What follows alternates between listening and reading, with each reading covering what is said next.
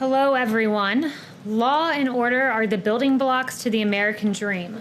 But if anarchy prevails, this dream comes crumbling down. Anarchy in our streets is unacceptable, and anger is not enough. You have a president committed to action. The DOJ has arrested over 100 anarchists for rioting and destruction of federal property. The DOJ has also charged 4 men in federal court for attempting to tear down the statue of Andrew Jackson in Lafayette Square. The FBI has over 200 open domestic terrorism investigations ongoing. AG Barr has created a task force on violent anti-government extremists led by the U.S. Attorney's Office in New Jersey and the U.S. Attorney's Office in northern Texas. With 200 Trump-appointed judges confirmed, the rule of law will be upheld. Democrats at all levels, federal, state, and local, have done nothing. Senate Democrats blocked bipartisan police reform. Minnesota's Democrat governor failed to urgently deploy the National Guard. It took President Trump for that to eventually happen, his suggestion and the ultimate descendants into chaos there in Minneapolis. 3 Democrat Minneapolis council members voted to abolish the police while they themselves were getting a private security detail. That's quite rich. Democrat mayor of Seattle called the CHOP zone, the autonomous zone, the summer of love. It is anything but that, with 1 dead, multiple shootings, and desperate pleas for help unanswered by business owners and others. 11 people were shot in 12 hours this weekend in the Democrat-run New York City, and 61 people were shot in Democrat-run Chicago, and 15 fatally killed. A Democrat state, a Democrat city. President Trump stands against defunding our brave police officers, caving to mob rule, and cancel culture which seeks to erase our history. Let's be clear. The rampant destruction of statues is not a part of any ideology, but this anarchy is aided by failed Democrat leadership. And as President Trump has tweeted, these statues, quote, are great works of art, but all represent our history and heritage, both the good and the bad. It is important for us to understand and remember, even in turbulent and difficult times, and to learn from them. So let's stand for law and order, for peace in our streets, and against anarchy. This is President Trump's vision for the future. And with that, I'll take questions. Kristen. Thank you, Kayleigh. I know you said that President Trump was never briefed on these reports about the Russian bounties and whatnot, but can you say that he was briefed today? Look, I'll say this, that the U.S. receives thousands of reports a day on intelligence, and they are subject to strict scrutiny. While the White House does not routinely comment on alleged intelligence or internal deliberations, the CIA director, NSA, National Security Advisor, and the chief of staff can all confirm that neither the president nor the vice president were briefed on the alleged Russian bounty intelligence. But has he been since since all of these reports came out? So let me back up and say this, that there is no consensus within the intelligence community on these allegations, and in effect, there are dissenting opinions from some in the intelligence community with regards to the veracity of what's being reported, and the veracity of the underlying allegations continue to be evaluated. And one more question, if I could. Is he upset that this intelligence was reportedly shared with the British government, but not him? I have no further comment on that other than to just point you back to the 2 assertions that I made previously. Kristen. Thank you, Kayleigh. How did the president not be briefed on the Russia bounty story? Was he out of the loop by his own intelligence community? No, as I noted, there was not a consensus among the intelligence community, and in fact, there were dissenting opinions within the intelligence community, and it would not be elevated to the president until it was verified. President Trump tweeted overnight, "Intel just spoke to me." What specifically does that mean? Who spoke to him? Did that person, in fact, give the president a full briefing in that conversation? So I have no further details on the president's private correspondence. Tell us who's coming to the White House today and who's going to brief those lawmakers. So what I can tell you about that is that last night the chief of staff, Mark Meadows, called both Senator McConnell and Congressman Hoyer and said that he would be briefing 8 members from the committees of jurisdiction. So there was a bipartisan invitation extended started, but no further details other than Is that. that briefing going to happen today, Kayleigh? Yes, it was ongoing at the time when I came out here, or at least it had started, I think, 30 minutes prior to me coming out here. But they're going to come to the White House? I just want to be clear about what's happening. Members of Congress have come or coming to the White House? Yes. Caitlin. Okay, I have two questions. One, isn't it concerning that there was even a hint of credibility to this report that the Russians were offering to pay Taliban-linked militants to kill American troops, and the president was not told about it? Has the National Security Advisor or anyone explained why they didn't think it rose to the level that the commander-in-chief should find out about it? So intelligence is verified before it reaches the President of the United States, and in this case, it was not verified. I would note this, though, when the president, there's no stronger advocate for our servicemen and women than President Trump. He never hesitates to act when there is a threat to our servicemen and women. For example, in Syria in 2018, when dozens of Russian mercenaries were killed in retaliatory defensive U.S.-led strikes. So when our adversaries have directly targeted U.S. or coalition partners, the president has not hesitated to act, but this was not briefed up to the president because it was not, in fact, verified. So I understand it has to be verified, but not everything in his daily briefings or in the presidential daily brief that's the written document is airtight. They let the president know about what they are hearing. That's why it's intelligence.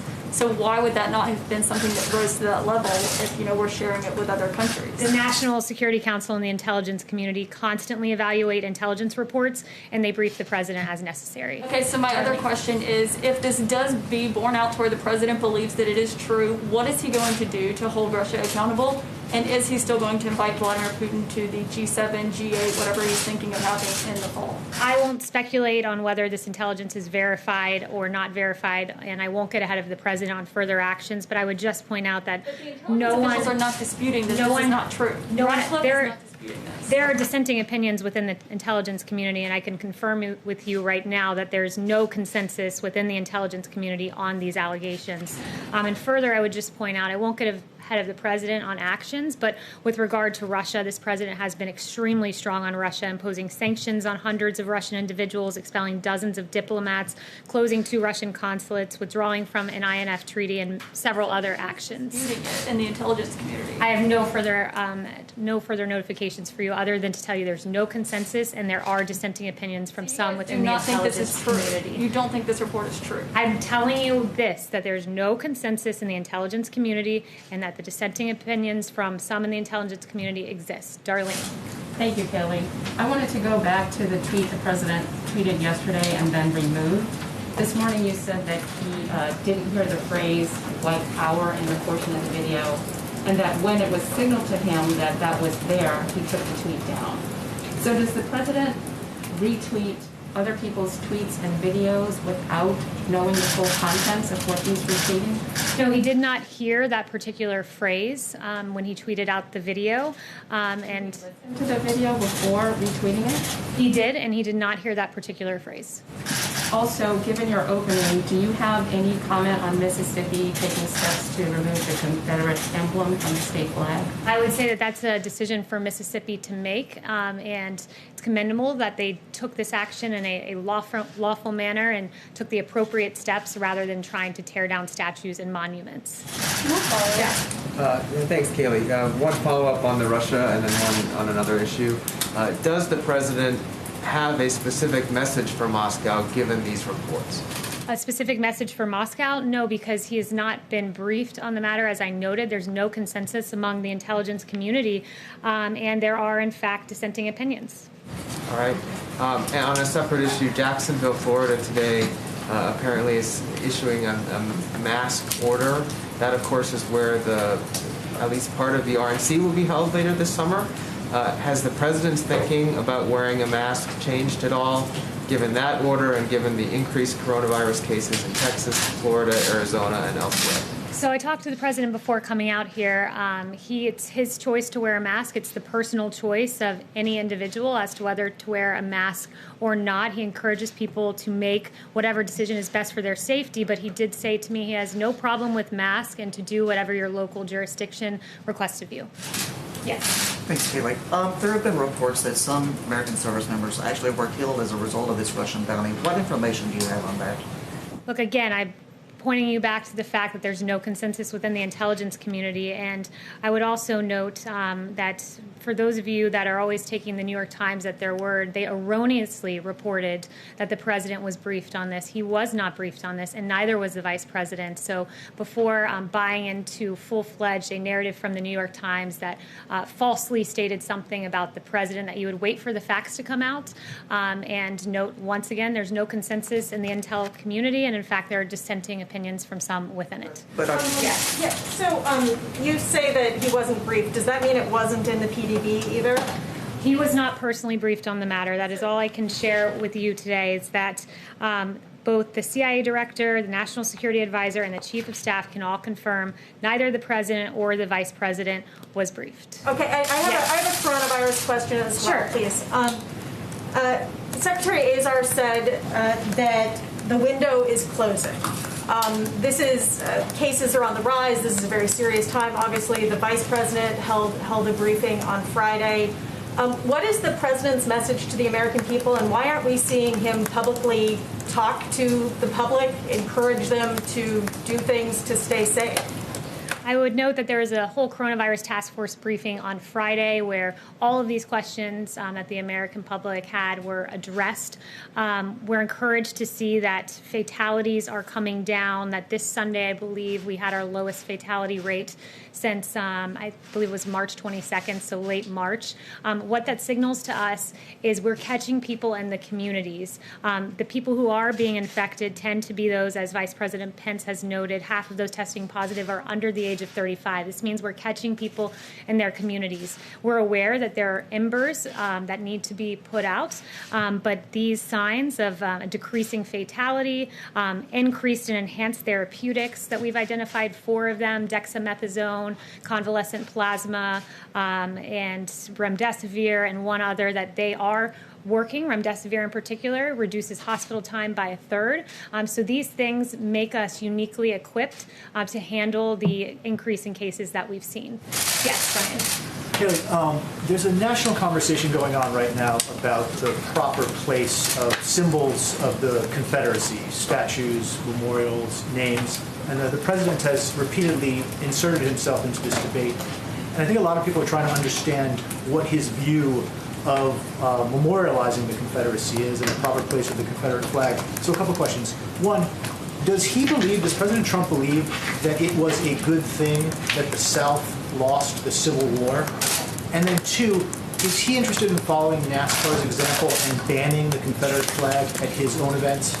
Well, your first question is absolutely absurd. He's proud of the United States of America.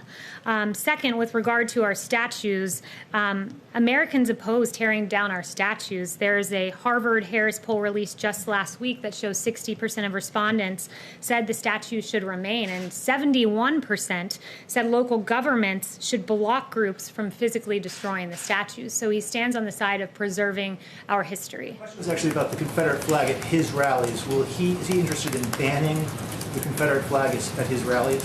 That would be a question for his campaign, but look, this president's focused on taking action, on fixing problems. It's why he had his executive order just a few weeks ago to keep our streets safe and secure. That's where his focus lies, and I think that those who are tearing down statues, they do appear to have no ideology when they're tearing down statues and defacing statues of Matthias Baldwin, an abolitionist, Hans Christian Heg, who died fighting for the Union Army during the Civil War, a memorial for African-American soldiers who fought in the Civil War was damaged in Boston, and a monument to fallen police officers was vandalized in Sacramento. This is unacceptable. It's why the president took strong action. It's why he has an executive order saying those tearing down statues will be punished to the fullest extent of the law. It's why 4 people will charge. He will not stand for lawlessness and chaos. He stands with the 71% of Americans who say there is no place for tearing down statues, as these anarchists are doing across the nation. Christian. That it's okay to display the Confederate flag at his events? Christian. Yeah, thanks, Kayleigh. I got a couple. First off, the president's been talking about this big infrastructure push. I'm curious if we're ever going to get a look at the proposal that DOT has been working on. And then secondly, curious if you could give us a little info on how the Phase 4 negotiations are going. Do you get a sense that Congress is open to the back-to-work bonus that the president said he's in favor of? I don't have any updates for you on phase 4 or infrastructure, but the president has mentioned for the last 3 years he's very keen on Democrats coming to the table and working with us on infrastructure. He's keen on in a phase 4 seeing a payroll tax holiday, which helps low-wage workers and those who need it most. These are real effective measures that could help the American people, but the onus is really on Democrats to come to the negotiating table. Is there any indication that this is going to be different than infrastructure in February? I mean, that was roundly denounced by all the Democrats. Yeah, I won't get ahead of the president or those negotiations. Stephen. Thank you. I have 2 questions. First, about the statues. I covered pretty closely the Trump inauguration rioting trials, and those all ended in essentially jury nullification, and no one was convicted. And I was wondering if President Trump is concerned about the possibility that the same will happen with the people who were charged before for trying to topple the Jackson statue, particularly given his personal role helping apprehend suspects. Look, that'll be a decision for the courts to make and for juries to make, but the president is very keen on seeing these actions brought to justice, because tearing down American monuments and defacing federal property and defacing the Lincoln Memorial are not things the American public want to see, as noted with that 71% poll. Got it. And my second question is, over the weekend, President Trump retweeted a contrast of his presidency and President Obama's, and there was a chart of the different things that President Obama did and President Trump did, and one of the differences was President Obama approving the extrajudicial killings of Americans overseas. There was a little bit of confusion earlier in President Trump's presidency about his position on that. Are you able to clarify whether he opposes that? Look, I would just say this. The president will always point to the difference between his record and that of President Obama, which is what he was getting at with his tweet. You had, on one hand, the Obama-Biden presidency, the weakest economic recovery since World War II. With President Trump, we got to the hottest economy in modern history. With President Trump, you saw ISIS defeated. With Vice President Biden and President Obama, the so-called JV team of ISIS became the varsity team and overran 2 separate countries. So the president will always draw contrast with President Obama, and those are just 2 of the many, and he was drawing a contrast in that tweet. Thanks, Kayleigh. I have 2 questions on COVID-19. First off, remdesivir. We found out today the pricing of it going forward for roughly a 5-day trial, $2,300 for government-backed programs, $3,100 in the commercial marketplace. Does the White House, does President Trump approve of that pricing, of that price point, considering there's been some criticism as to whether or not that's too high? So, Blake, that's a really good, important and substantive question that I think deserves a good answer to. And first, the wholesale acquisition costs, or the federal supply schedule, is about $3,200 for a course of remdesivir. But remdesivir is an inpatient drug done by infusion, and because it is an inpatient drug, the patient would be very unlikely to see the cost of the drug and to pay the cost of the drug, because the way that hospitals get reimbursed for inpatient drugs is that they are paid flat fees for admission. And as Secretary Azar explained to me, this means in layman terms that hospitals have to eat the cost of treatment used. But if they buy remdesivir for, let's say, $3,200, which is the wholesale acquisition cost, and that remdesivir drug saves that patient time in the hospital, they only spend 1/3 of the time in the hospital as a patient without remdesivir. That would mean that the hospitals are actually profiting because they're getting the patient out early. So that basically all comes down to saying that the patient will not see that cost. With the price point. Right. And then secondly, just picking up what Jeff had asked about masks. You said the president had no problem with masks and that individuals should do whatever their local jurisdiction requests. However, the HHS Secretary Alex Azar said this weekend, quote, "We've got to practice social distancing. We've got to use face coverings when we can't practice social distancing." So if individuals are going into an area and social distancing cannot be practiced, should they listen to the local jurisdiction in which face masks might not necessarily be mandated, or should they listen to the HHS secretary who says wear a face mask? So the CDC guidelines they are recommended but not required, and the president would encourage everyone to follow the orders of their local jurisdiction and CDC guidelines. Todd. Thank you. So one question follow-up and then a separate issue. I just want to be clear, there are congressional leaders who are being briefed on the Russia situation, but the president has still not been briefed on the situation? Look, this has been asked and answered. The president is briefed on verified intelligence. And how does he know, if he hasn't been briefed, how is he certain that Russia didn't put out these bounties? The president is briefed on verified intelligence, and again, I would just point you back to the absolutely irresponsible decision of the New York Times to falsely report that he was briefed on something that he in fact was not briefed on.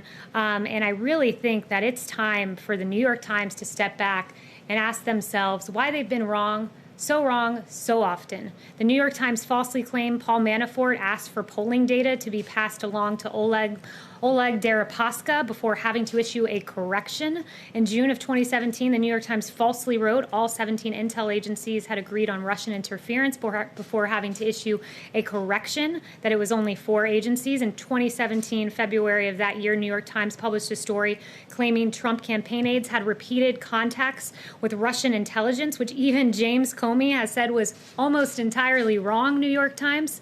New York Times published a column in March of 2019 by a former Times executive editor that asserted the Trump campaign in Russia had an overarching deal that the quid of help in the campaign against Hillary for the quo of a new pro-Russian foreign policy. That's what we call the Russia hoax, which was investigated for 3 years with taxpayer dollars before ultimately getting an exoneration in the Mueller report. It is inexcusable, the failed Russia reporting of the New York Times, and I think it's time that the New York Times and also the Washington Post hand back their Pulitzers. Why hasn't the president condemned white power, Kayleigh? Why hasn't he condemned that tweet?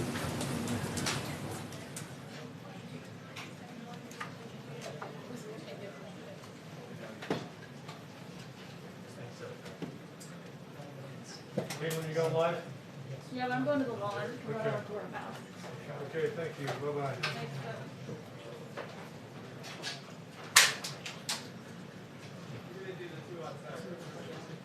Yeah. I feel like you made some bold choices.